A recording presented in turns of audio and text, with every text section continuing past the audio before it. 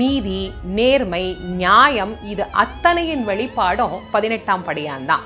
உண்மை எங்க இருக்கோ அவருக்கு பக்கத்திலேயே இருந்து வெற்றி பெற செய்யக்கூடிய தெய்வம் அப்படின்னா அது கருப்புக்கு நிகரான தெய்வம் வேற தெய்வமே இல்லை. இந்த கருப்பண்ண சுவாமி கிட்ட போகும்போது ஒண்ணு மட்டும் தெரிஞ்சுக்கணும், நம்ம பக்கம் உண்மை இருக்கணும், அவ்வளவுதான். உண்மை இல்லை அப்படின்னா கருப்பண்ணசாமி பக்கம் கூட திரும்பவே முடியாது.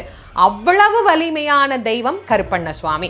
எங்களை இவங்க ஏமாத்திட்டாங்க, அவங்க ஏமாத்திட்டாங்க, இவங்க எங்களுக்கு எதிராக குற்றம் செய்யறாங்க, கோர்ட்டு கேஸு வழக்கு, வாழ்க்கையில் ஒரு நிம்மதி இல்லாத பிரச்சனை, மாமனார் கொடுமை, மாமியார் கொடுமை, என்னை எல்லாரும் சேர்ந்து ஏமாத்திட்டாங்க, என் கம்பெனியை மோசடி பண்ணிட்டாங்க, இப்படி எல்லாம் முறையிடுறவங்க நேரா கருப்பண்ண சுவாமி கிட்ட போய் என் பக்கம் இந்த உண்மை இருக்கு நீ கேளு அப்படின்னு சொல்லிட்டு வந்துட்டா நிச்சயமாக அந்த 18ஆம் படியான் அவர்களுக்கு உண்டான பதிலை கொடுப்பார்.